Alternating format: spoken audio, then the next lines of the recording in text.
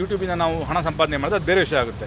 But ಒಂದು ಸಿನಿಮಾದಲ್ಲಿ ಸ್ಕ್ರಿಪ್ಟಲ್ಲಿ ಸಂದರ್ಭ ಇದ್ದಾಗ ನಮ್ಮ ಹಾಡುಗಳನ್ನು ನಾವು ಯೂಸ್ ಮಾಡೋಕ್ಕೆ ಆಗಲ್ಲ ಅಂತಂದರೆ ಅಟ್ಲೀಸ್ಟ್ ಅದಕ್ಕೆ ಏನೋ ಒಂದು ರೂಲ್ಸ್ ಇರಬೇಕು. ಹಿಂಗೆ ಯೂಸ್ ಮಾಡಬಾರ್ದು, ಹಿಂಗೆ ಯೂಸ್ ಮಾಡಿ, ಈ ಥರ ಯೂಸ್ ಮಾಡಿದ್ರೆ ತಪ್ಪಾಗುತ್ತೆ, ಈ ಥರ ಯೂಸ್ ಮಾಡಿದ್ರೆ ಸರಿ ಮಾಡ್ಬೋದು ಅಂತ.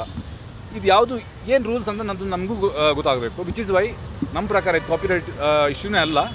Which is why we want to fight it in court and see that what is actually copyright issue.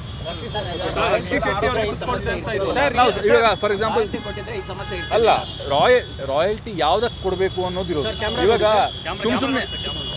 ಸುಮ್ಮನೆ ಬಂದು ನೀವು ನಮಗೆ ಏನೋ ನಿಮ್ಮದು ಸಿನಿಮಾದಲ್ಲಿ ಮೊಬೈಲ್ ರಿಂಗ್ ಆಯಿತು, ಮೊಬೈಲ್ ರಿಂಗ್ ಆಯ್ತಲ್ವಾ, ಆ ರಿಂಗ್ ಟೋನು ನಮ್ಮ ಸಿನಿಮಾದ ಹಾಡು, ಅದಕ್ಕೆ ಅದು 3 ಸೆಕೆಂಡು ರಿಂಗ್ ಆಗಿರಲ್ಲ, ಅದಕ್ಕೆ ನೀವು ರಾಯಲ್ಟಿ ಕೊಡಬೇಕಂದ್ರೆ ನಾವು ಯಾಕೆ ಕೊಡಬೇಕು?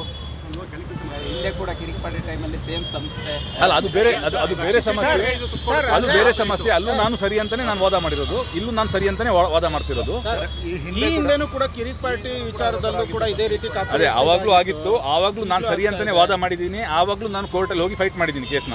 ನಾನು ಸರಿ ಅಂತಾನೆ ಫೈಟ್ ಮಾಡಿರೋದು. ಇದು ಕಾಪಿರೈಟ್ ಇಶ್ಯೂ ಅಲ್ಲ ಅಂತಾನೆ ಫೈಟ್ ಮಾಡಿರೋದು. ಆ್ಯಂಡ್ ನಮ್ಮ ಪರವಾಗಿ ಅಲ್ಲಿ ತೀರ್ಪಾಗಿತ್ತು. ಆಮೇಲೆ ಹೊರಗಡೆ ಕಾಂಪ್ರಮೈಸ್ ಮಾಡಿದ್ವಿ. ಬಟ್ ಈ ಸಲ ಕಾಂಪ್ರಮೈಸ್ ಮಾಡಲ್ಲ. ಯಾಕಂತಂದರೆ ಇದು ರಿಪೀಟ್ ಇದು ಆಗ್ತಾ ಹೋಗುತ್ತೆ. ಇದು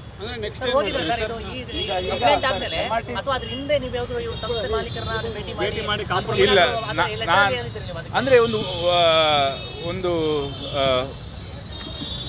ನಮ್ಮ ಸಂಸ್ಥೆಯಿಂದ ಒಂದು ಫೋನ್ ಹೋಗಿತ್ತು ಅವರಿಗೆ. ಅಂದರೆ ಈ ಥರ ಇದೆ, ಇದಕ್ಕೆ ಅಂದರೆ ಗ್ರ್ಯಾಟಿಟ್ಯೂಡ್ ಆಗಿ ಏನಾದರೂ ಕೊಡಬೇಕಾ ಥರ ಫೋನ್ ಹೋಗಿತ್ತು.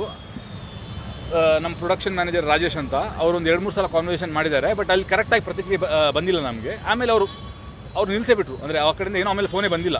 ಏನೋ ನಿಮ್ಗೆ ಹೇಳ್ತೀವಿ ಅಂತ ಹೇಳಿ ಏನೋ ಫೋನ್ ಬಂದಿಲ್ಲ. ಅದು ರಾಜೇಶ್ ಹತ್ರನೇ ಕೇಳಬೇಕು, ನನಗೆ ಅದು ಎಕ್ಸಾಕ್ಟ್ ಡೀಟೇಲ್ಸ್ ಗೊತ್ತಿಲ್ಲ. ಬಟ್ ಎನಿವೇಸ್ ಐ ಮೀನ್ ಇಲ್ಲ, ಸ್ಟೇಷನಲ್ಲಿ ಬರೀ ನಾನು ಸ್ಟೇಟ್ಮೆಂಟ್ ಕೊಟ್ಟಿದ್ದೀವಿ. ನಾವು ಕಂಪ್ಲೇಂಟ್ ಕೊಟ್ಟಿದ್ದೀವಿ. ಕಂಪ್ಲೇಂಟ್ ಕೊಟ್ಟಿದ್ದಕ್ಕೆ ನಾವು ಸ್ಟೇಟ್ಮೆಂಟ್ ಏನೋ ಕೊಟ್ಟಿದ್ದೀವಿ. ಆ್ಯಂಡ್ ಇಲ್ಲ ಕಾಂಪ್ರಮೈಸ್ ಆಗಲ್ಲ. ಉಳಿದೇನಿದ್ರು ಕೋರ್ಟಲ್ಲಿ ನೋಡ್ತೀವಿ. ಕಾನೂನು ಹೋರಾಟ ಹೇಗಿರುತ್ತೆ, ಏನು ಮಾಡ್ತೀವಿ, ಉಳಿದೇನಿದ್ರು ಕೋರ್ಟಲ್ಲಿ ನೋಡ್ತೀವಿ ಅಷ್ಟೇ.